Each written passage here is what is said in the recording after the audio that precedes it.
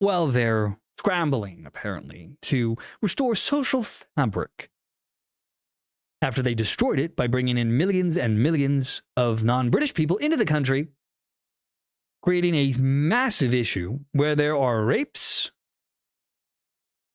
sexual assaults, murders, which they have covered up at every possible stage. And now they're worried that there is a tinderbox, a problem where the public, they might have a summer of more riots and protests. And apparently arresting people for posting memes about last year's riots wasn't enough to stop it, so now they're worried and they're talking about what to do to restore the social fabric. Well, spoiler alert, British government, y'all up. There is no restoring the social fabric of your country. The UK is on the edge of a knife right now. They are on the edge of a precipice. The UK that everybody knew that existed for a long, long, long time could very well disappear in a generation or two if something isn't done about mass migration. They're having a very similar problem in their own way as the US and a lot of countries in Europe, where these governments have been bringing in aliens by the millions, infesting their shores with a new group of people who don't care, who don't have the same values as the country they are being immigrated to, which inevitably brings balkanization and will bring revolution, I think, at some point. So the British government said that it is urgently important to restore the social fabric of the country amid warnings that anti-mass migration sentiment could see another summer of riots break out into the country. And again, there is no restoring this. The British people are starting to wake up. It may be too late to save their country, but they are at least awake. Downing Street said that Prime Minister Keir Starmer, who loves censorship and arresting people, held a cabinet meeting on Tuesday in the lead up to the one-year anniversary of the Southport attack, in which a second-generation African teen stabbed a bunch of little girls to death and left 10 others injured. Anger over the horrific attack and the government's open borders agenda saw thousands take to the streets in protests and riots from both native British communities and mostly Muslim ethnic minority groups. Well, the anger wasn't just that, it's that the government tried to cover it up. They hid the name of the attacker for days until the riots got so out of hand that they had no choice but to release it. Because the question was this a first generation? Was this an illegal alien? Why is the government covering this stuff up? And they tried to censor the hell out of it. People were not allowed to talk about this. So now, a year on, there are deep concerns of a rerun of the chaos of last summer. We are going to have a summer of riots. You could just feel it. It's a tinderbox, said an unnamed parliamentarian who told the BBC this. Britain is facing far for more social unrest, and as anti-immigration protests have already begun to erupt outside of migrant hotels in Epping and in Norfolk over the past week. In a statement for Sky News, Number 10 said that Prime Minister Starmer recognized during the meeting on Tuesday that it is vital to begin repairing and improving the social fabric, trust, and integration in communities across the country. What the f*** is this guy talking about? You cannot repair this. You cannot censor your way into people just saying, you know what? I don't care that our country's falling apart and that our social fabric is evaporating. The government says it's fine. It's fine. You're way past that. I don't know how the UK recovers from this. I really don't. The UK is where I think the US would have been in 5 to 10 years had we done nothing. Or if we don't finish the job that's happening here in the US of deporting the 20 to 30 million that are here illegally and build the wall. We are facing a very similar problem here. Now, Downing Street also said that Deputy PM Angela Rayner, whom Starmer has tasked to focus on social cohesion, admitted that in conjunction with other economic factors, immigration and the impacts on local communities and public services have had a profound impact on society. You don't say. I mean, that is the understatement of the century. Now, she went on to say that it was incumbent on the government to acknowledge the real concerns that people have and then promptly ignore it and keep on importing people and to deliver improvements in people's lives without fixing the problem.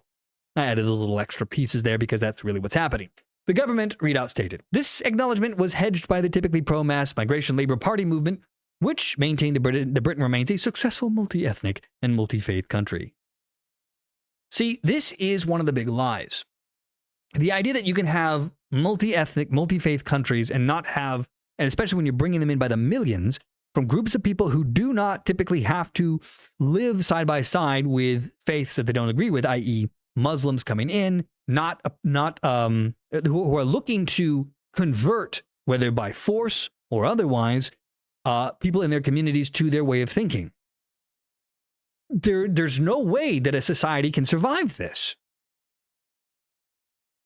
History is rife with examples of Islam coming in and conquering countries, brutally murdering and slaughtering anyone who doesn't pray to the God of Allah.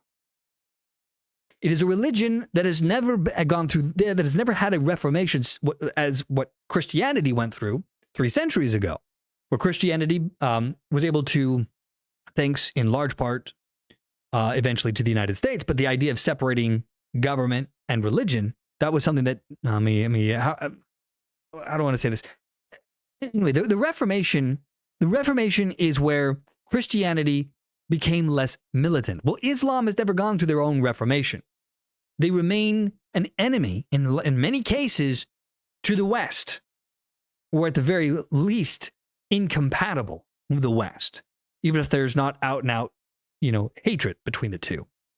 They are not our friends. They are not our allies.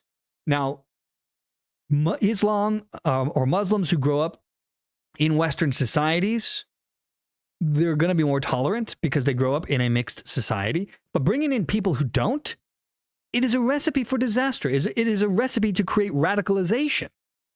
And that's what you're seeing all over the place in Europe right now. We're blessed here in the United States that our problem is just people mostly from south of the border. We don't have a religious entity galvanizing the 20 to 30 million here into a single unit. But in the UK, in Europe, France, Germany, they do have this problem. This is why it is inevitably going to lead to some kind of, I believe, civil war, or war which one side or the other is going to win. Europe may very well become a thing of the past in a generation or two if they don't address this problem. But of course, most of them are too stupid to realize this.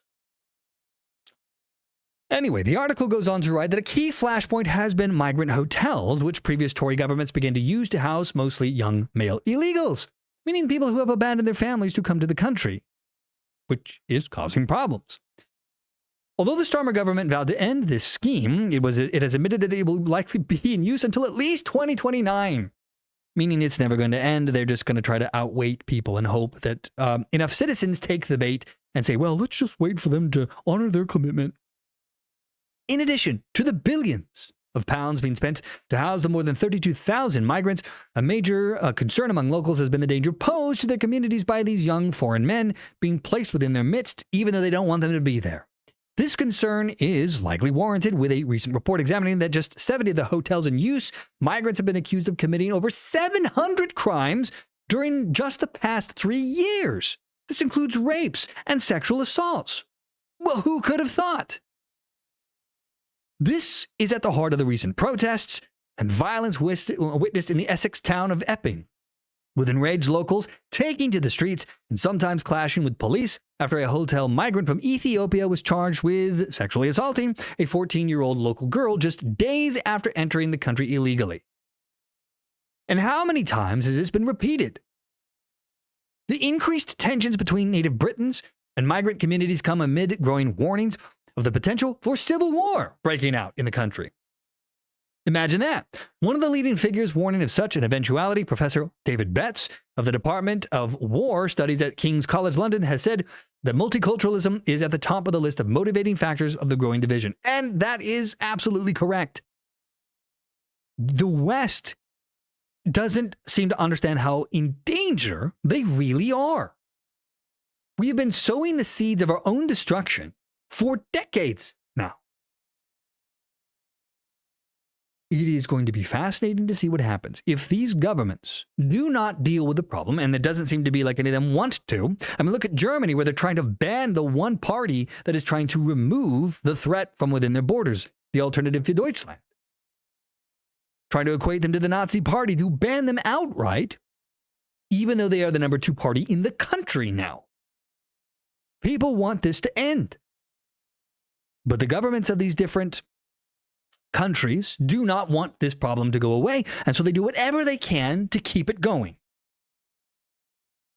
even if it means the destruction of their very societies. It is this weird cultural, social suicide that these governments are playing with. I don't understand why they think this isn't going to blow up in their faces.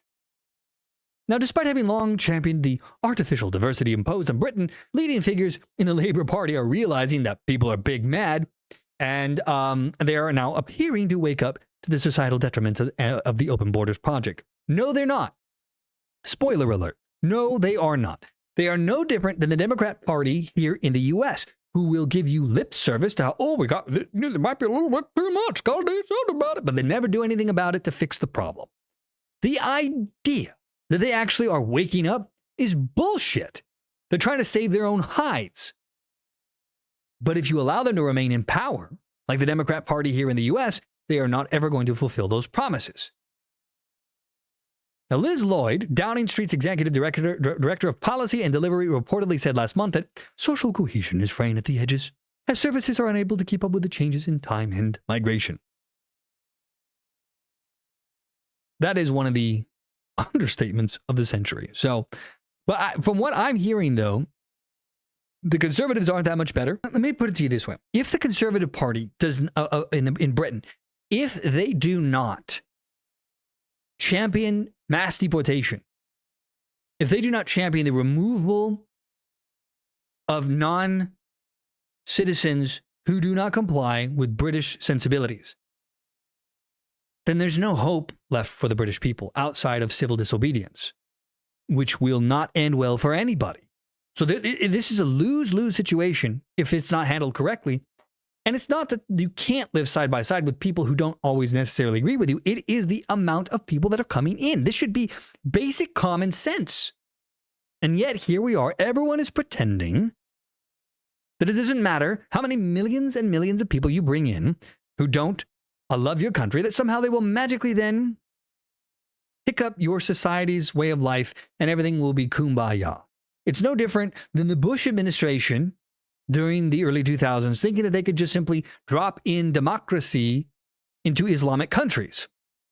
It doesn't just work that way. It takes time. People have to want to do something. And these people that are coming in from these other countries are not doing so because they love the country that they are coming to and want to be part of it. You have a mass balkanization problem all throughout the EU. And in a different way, also here in the States. We are at a turning point. Either Europe is going to take action over the next decade or two to remove the problem, to fix this issue before it's too late, or these societies will fall into oblivion. I don't know that we'll see it in our lifetime, but I think that's where this is headed. We'll see what happens.